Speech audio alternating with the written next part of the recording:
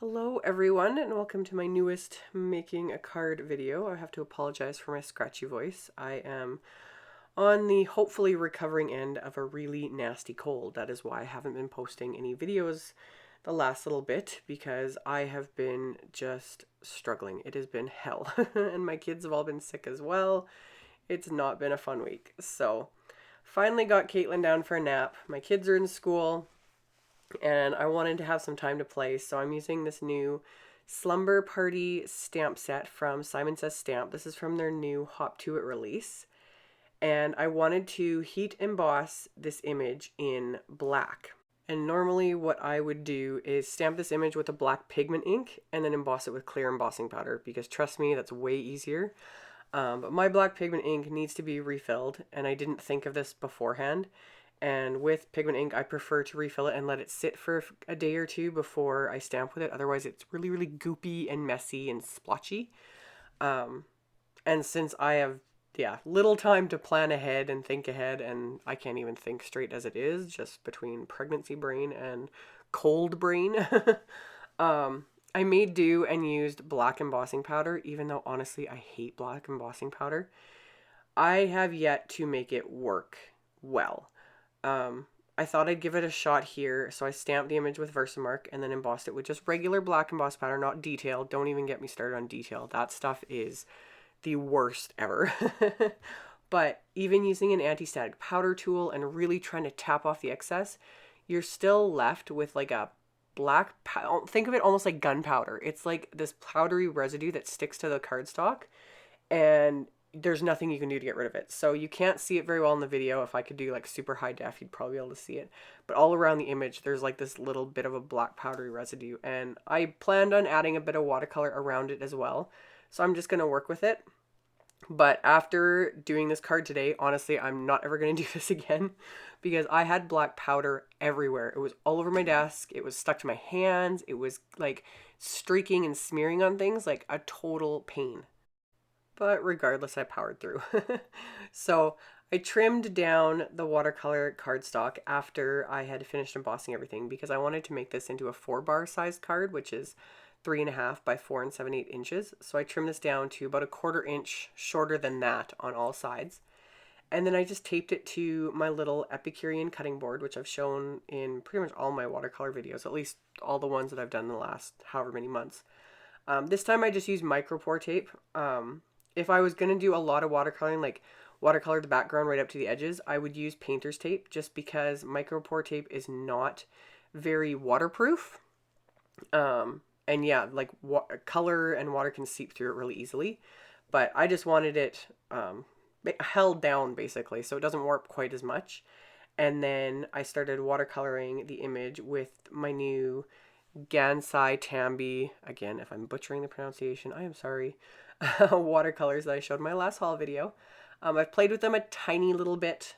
This is honestly my first actual image that I'm watercoloring with it, and it's a person image, which I've said again a couple times. That's kind of one of the hardest images, at least for me, to watercolor. I still struggle with it. But before I started filming, I just fiddled a bit and kind of mixed up some colors to make skin tone. So I'd mixed up, it was a little bit of a brown, a little bit of a dirty yellow in there, and a bit of pink, and then they have the white watercolor, which I love. So I kind of mixed it on the palette and I was happy with that, and that's what I used for the skin tone. So for all the watercoloring, I just wet the area first with clean water, and then I'm just picking up the watercolor and putting it on, not doing anything too fantastic. Yeah, honestly, I wasn't even super happy with it, but I just wanted to keep going, and since, again, my playtime is limited, I kept filming and I was going to finish this card no matter what. And I'm also going to finish this video no matter what. Again, if you've been watching my most recent card making videos, you'll know I've been having issues with the iMovie program, and as of doing this part of the voiceover, I think this program has crashed about 6 times already, so I don't know, I think I'm heading for a record because it usually crashes on me during the voiceovers. It's like it can't handle the strain of recording voiceovers. I don't know. Anyway, people have been asking obviously for a review on these watercolors. I will do that in a separate video, but I will say you can't go wrong with them. Like, for the price, I think they're fabulous. They're probably, if you're a card maker like me, these are probably going to last you the rest of your life because you get a ton of color in each pan. And I think for how much you get for the price, they're awesome. So for what little playing I've done with them, I don't regret them at all. I'm so glad I got the big set just because that's the way I am. I'm like, have to have all the colors. So, but yeah, I'm not a watercolor expert in any means. I get a lot of comments about that from people like, oh, don't be so hard on yourself with coloring. It's not so much that, I'm just being honest because I'm just not. And also because it's YouTube and people stumble across my videos that are actual artists or striving to be like actual artists. And then I get a lot of nasty comments from those types at times, if just saying like, I don't know what I'm talking about or whatever, it just is what it is. So I just like to be honest and upfront and say I'm no expert. I just like to play around with color, and a medium like this I'm not very well versed in. I just play, and I'm probably doing it wrong, but hey, if I'm happy in the end with it, whatever. You definitely don't need to be an expert. If you liked color, why not?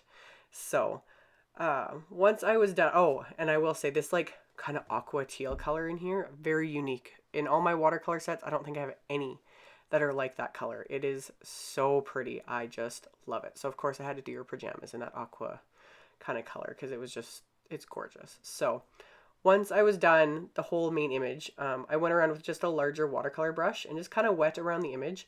This is another reason why I like having it embossed, because again, it gives you that border so I'm not picking up color from the image, keeps things a little more contained and keeps them, because again, I've kind of said a million times, I just don't have the patience when it comes to watercolor. I'm so bad for that.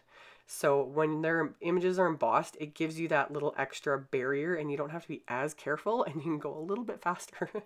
So I added a bit of the blue around the image there, and that also kind of helped somewhat cover up the powder residue from the embossing. And then these little moon and stars images are from the same set, and I just did the same thing. I just stamped them and embossed them with the black embossing powder and watercolored them with some yellow, and I added a little bit of the white. And when spots like this, if you've applied too much color and it's like obscuring the detail, you just squeeze the moisture out of your brush and then dab it over the area, and the brush will start to wick up the colors. So then you're not covering up any of the detail, whether it's stamped or embossed like this. So once I was done with everything, I detail or fussy cut out the moon and stars. There is a die set for this, but I don't have it. And then I had to wipe down my work surface and funnel that nasty black embossing powder back in the container, put the lid on it and set it aside because I have knocked that over. I learned my lesson with that stuff years ago, literally 8 years ago, and that's the same container I've had because I never use it. But when you dump black embossing powder, it gets everywhere and you cannot clean it up for the life of you. Like, it just ingrains itself into everything. So, funneled it back in the container, put the lid on it, set it aside so I didn't knock it over, and for the sentiment, it comes from the same set. This one I stamped embossed with white, which I like much better. Although I think it was yesterday, the day before, I knocked over my white embossing powder and I got it everywhere. Like, me and embossing powder are just not getting along lately. But I stamped it onto just a piece of black cardstock and embossed it with some white embossing powder. And then used my paper trimmer to trim it down. And like I had said earlier, I wanted to make this into a 4-bar size card. So I took my cardstock and lined it up at 3.5 inches, and then I used the extending arm there and trim it down to 9 3/4 inches. And then I used my fabulous little Teflon bone folder and line up the cardstock at 4 7/8 and use the cutting groove to score a line. I heard in one of my previous videos someone had mentioned there's actually a scoring add-on for this cutter. I have not heard of that. I've been totally out of the loop. I haven't seen it anywhere, so I have absolutely no idea what it is. But I'm gonna have to keep my eye out, and I always forget about it. Now, just as I'm doing the voiceover for this video, I was thinking of it. So apparently there's some cool thing like that. No idea, unless it's just a scoring. If the person who mentioned it, if it was just like a scoring blade, instead of the orange scoring blade, then I'm not interested in that at all, because my old Fiskars cutter had one of those and it was a piece of garbage. It cut the cardstock more often than actually scored it because it was too fine of a metal piece. I way prefer an actual bone folder like this Teflon one. So, sidetrack over. After I had folded the card, on the inside I just stamped that Girls Night stamp with Hero Arts black ink, and then removed the micropore tape from my main image here that is now fully dry. And then I'm going to adhere that to my card with some foam tape. I could have adhered it flat, but I like just the dimension the foam tape gives. Plus, it just keeps it adhered to the card nice and flat. It didn't warp very much, but when there's watercoloring involved, usually the cardstock warps a little bit. Oh, and the cardstock for my card base is CC Designs 110-pound white Kobo quality cardstock. I'm getting a lot of questions about that as well, what I use for card bases. I always link to it in my videos, but I always, more often than not, just forget to actually mention it. And yeah, that's what I use 99% of the time for card bases. I adhered the sentiment also with foam tape. And then for this little moon and stars, because they're so tiny, I use my Cool Tack clear foam adhesive. Because that way you don't see it as much, you know, peeking out from underneath these little tiny pieces. And I just trim it down to little tiny pieces so I can fit kind of around, because like this moon's got such fine little points to it and the stars are so little. So once I got those, the backing on those off, I'm going to adhere those into place. And that's all there was to it. So forgive me for my scratchy voice and kind of disjointed thoughts throughout this video.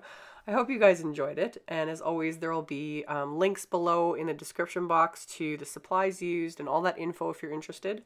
So thank you guys so much for watching, and I will see you all next time. Bye!